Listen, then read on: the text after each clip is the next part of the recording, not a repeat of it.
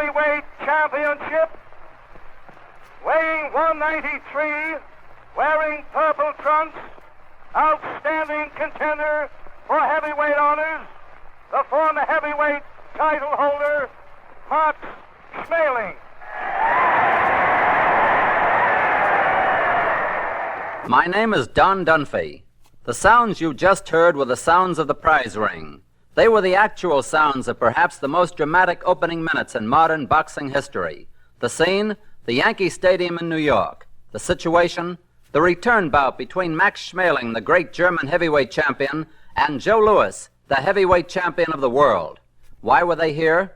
2 years before, in June of 1936, they met for the first time. Louis, the brown bomber from Detroit, was the heavy favorite. And Louis was slow coming out of his corner, trying to adjust the glove. He's a different Louis tonight, a great deal different. Now in the center of the ring, Louis standing there and feinting with his left hand. With his right, he is trying to cup off Schmeling's left hand. And Schmeling shot a hard right to the jaw, but Louis was inside of it, and it did very little damage. Schmeling got over 2 more hard rights to Louis's jaw and made Louis give ground. And there Schmeling straightened up Louis with hard rights and left to the jaw. He has puffed up Louis's left cheek, and Louis is down. Louis is down, hanging to the rope, hanging badly. He is a very tired fighter. He is blinking his eyes, shaking his head. The count is done. The fight is over. The fight is over. And Schmeling is the winner. Louis is completely out. So Schmeling knocked Louis out. It was one of the great upsets in boxing history. Schmeling went back to Germany. Louis kept on fighting here. A year later, he fought James J. Braddock for the championship of the world. No doubt everybody will be wondering whether or not he'll be able to overcome the defeat that Schmeling gave him. I hope to do the same, if not better, as Schmeling did on the night that we meet. The boxer, the heavyweight champion of the world, James J. Braddock.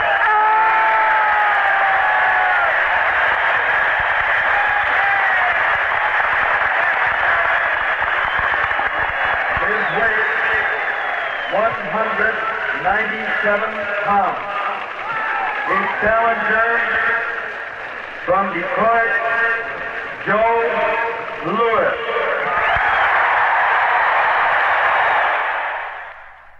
Here we go for the 8th round. Louis stepping out fast. And Braddock, as Ed Hill just told you, is well marked up. But he's showing that great gameness and endurance that Jim Braddock has always shown. And the markings will not keep him from staying in there and fighting. It'll be a question entirely of how long his legs can stand up, or on how much body punishment he can stand, and whether Louis can plant a good knockout punch on either body or jaw. And now Braddock in the center of the ring, and Louis led there with a left and missed. Braddock was back out of the way. Braddock led with a left and came over with a right that was a little short, and then Louis missed with the left, and so did Braddock. And there Braddock came up with a right uppercut that missed. Louis was back out of the way in time. Now Braddock's in the center of the ring, and Louis gave him. There, Braddock is down. And the count is 2, 3, 4, 5, 6, 7, 8, 9, 10. A new world champion. When the fight was over, Braddock compared his experience with Louis to that of taking an airplane ride. Immediately after taking off, I ran into a dark cloud. Well, the sailing wasn't so rough for a while until suddenly I ran into a storm of leather, got hit with a bolt of lightning, had to make a forced landing, and went for repairs. Well, I got repaired pretty good that night. I got 23 stitches in my face. Now Louis had his championship. He was young, strong, magnificent. He was also a man of great pride. He must beat the man who beat him. There were other reasons. Louis was a Negro, Schmeling a product of Nazi Germany. There was also the Chancellor, Adolf Hitler. Ich verkünde die Spiele von Berlin zur Feier der 11. Olympiade neuer Zeitrechnung als eröffnet.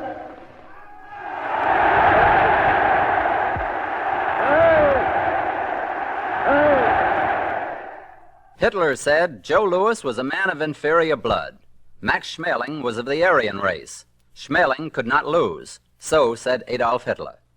There were other voices who gave their opinions. Former American champions, Jack Dempsey. Well, it's anybody's fight, but I favor Max Schmeling because I saw Joe Louis work out, and he looks to me like everybody's hitting him. Gene Tunney. Well, I believe that if Lewis gets the jump in the beginning of the fight, he'll win. But if he's going to allow himself to maneuver around by Schmeling, I believe that Schmeling is going to win. The former champion, Max Baer. Well, I'm stringing along with Lewis this time, although in the last fight I selected Schmeling. As a matter of fact, I want him to win, because I want to be the first fighter to regain the heavyweight championship. Max Schmeling. I'm feeling comfortable and in good shape.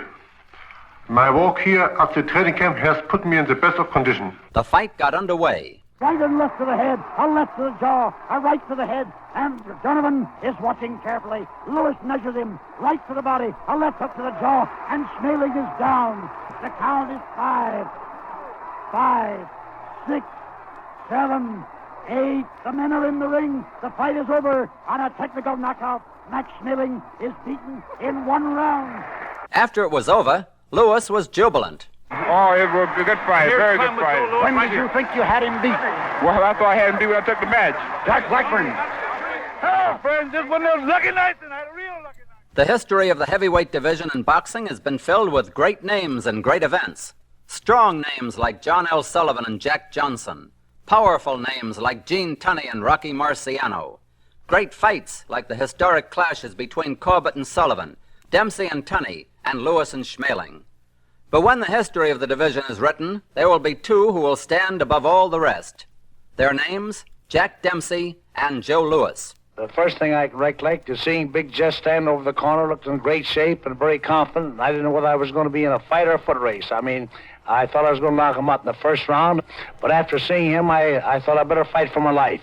I'd heard that Willard had been hit by everything in the world. No one could ever knock him down. I was wondering if I was going to have enough punch to knock him out of the picture. I made up my mind to keep waiting the fellow as much as possible and not let him hit me and do the punching myself and duck under his punch as much as possible. And I did that in the first round. I had the opportunity to use a straight right hand under the heart. Then the fight was all the other way. That was Jack Dempsey talking about his dramatic fight with Jess Willard. Now listen to Big Jess. I'd like to tell the public just how the gangsters took the title away from me over in Toledo. They really give me a rough time over there. I can beat fighters, but nobody can beat a bunch of gangsters. And that's exactly what I was up against that day. Well, I'm going to write a book on it, one of the greatest stories that ever was told. I want the public to know just what goes on, what the gangsters, what strength they've got in this country. They've been going on here for years and years, and they kept it all covered up. Nobody knows a thing about it. That's something that ought to be told to the public. You can hardly believe it. When the comparisons of Jack Dempsey and Joe Louis are made, experts talk of speed, punching power, defense, and ability to take a punch. There is another category in which a champion must also excel. That is, in his ability to come back after getting knocked down or hurt. The prime example of Dempsey's ability in that category was against Louis Firpo, when, after being knocked out of the ring in the first round, he returned to knock out Firpo in the second. Lewis's most famous fight, which showed his great championship qualities of retaliation, took place on September 18th, 1946. It was against Tommy Moriello. Listen now to the most savage 2 minutes of fighting in modern boxing history. Good evening, everyone, for the world's heavyweight title. Tommy Moriello, the challenger. Joe Louis, still the champion. Out they go in the center of the ring. No blows yet. And Moriello staggers Louis with a right cross to the head. Moriello fired a right, and Louis was staggered and almost went down.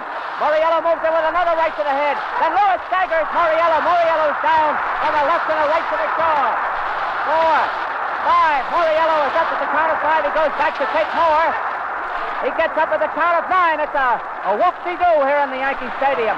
First, Moriello staggered Louis. Now Moriello drives the right to Lewis's head. He's moving away from the champion.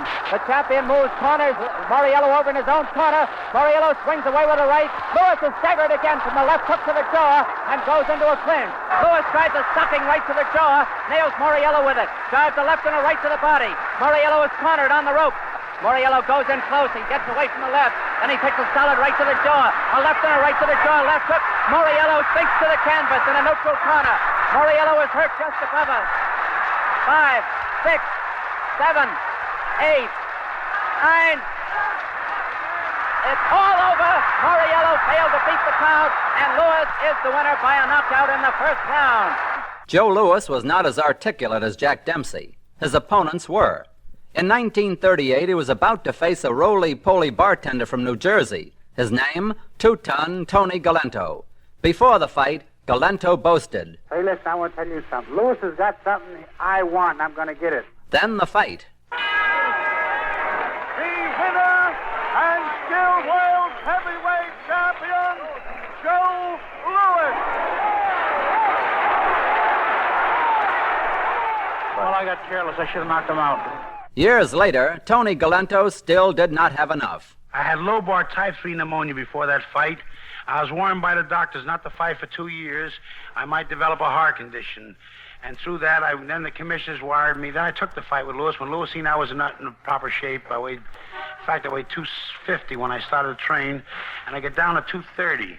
But still in all, the doctors warned me about fouling, and then the commissioners called me in with two telegrams to come in at 12 o'clock. When I got there, they made it severe that I shouldn't do this and shouldn't do that, or I would be disqualified. Then I get home, I find a new telegram there to be there at 12 o'clock. And they told me that if you foul, your purse goes to charity, and you're through in New York. We don't want the likes of you fouling. I was never a dirty fighter. If my elbow got caught in the guy's face, it was an accident. If I got a thumb caught in the guy's face, it was an accident too, bud. But when you got those things on your mind, you're worrying about developing a heart condition. You're worrying about going to 15 rounds. And everything bothered me. I went in and fought the guy, and if he'd have fought me again, I would have murdered the bum. Years before, Dempsey fought a similar type fighter, the raging bull of the Pampas, Louis Firpo of the Argentine. My thoughts on that was one thing, to knock him out as soon as I could, and I missed him with the left hook, and he connected with the right hand on my chin. From then on out, I didn't know what was going or was coming. Until after the starting of the second round, there were several knockdowns. I was knocked out of the ring, and of course, I didn't know what happened until after I saw the picture. He was one of the biggest and strongest men I ever fought. In Firpo's corner that night was Al Mayer. He saw what happened firsthand. Everything went. Everything. The two men came in the ring, for instance. Firpo had a bathrobe that hadn't been washed in 6 months. Dempsey had a red sweater with a hole in his elbow, and both men were unshaved. They had beards like porcupines, and when you asked them why they didn't shave, they said, well, we could rub against each other's faces. Maybe we can draw blood that way. Two nice boys fighting a Pier 6 fight. After the knockout, another fight was about to get underway. They both had the same dressing room, except one was in a corner because it was for baseball players. So Firpo was in one corner, Dempsey was in the other corner. After the fight was over, they bent down to unlace their shoes, a very natural movement, and when you do so, sometimes you look up. Firpo looked up and saw Dempsey in the other corner. Dempsey looked up and he saw Firpo in the other corner. Firpo said something in Spanish. Dempsey didn't understand it, thought he was referring to him, so both men got up and were going to fight again. Took 10 cops and a boy to break them apart. A little more than 3 years after the Firpo fight, Dempsey met Gene Tunney for the heavyweight championship of the world. Tunney was the United States Army light heavyweight champion in World War I and won the world light heavyweight title in 1924. He lost it a few months later to Harry Greb, but then went on an undefeated streak that carried him up to September 23rd, 1926. There in Philadelphia, with 120,000 people looking on, the fight took place. Tunney won the championship on a decision in 10 rounds. Tunney did not fight for 1 year. In the meantime, Dempsey knocked out Jack Sharkey. Now Dempsey would meet the champion again. It is September 22nd, 1927. Ladies and gentlemen, main event, 10 rounds for the heavyweight championship of the world. Introducing from Salt Lake City, Utah, wearing black trunks, weighing 187 and a half pounds, former heavyweight king, Jack Dempsey.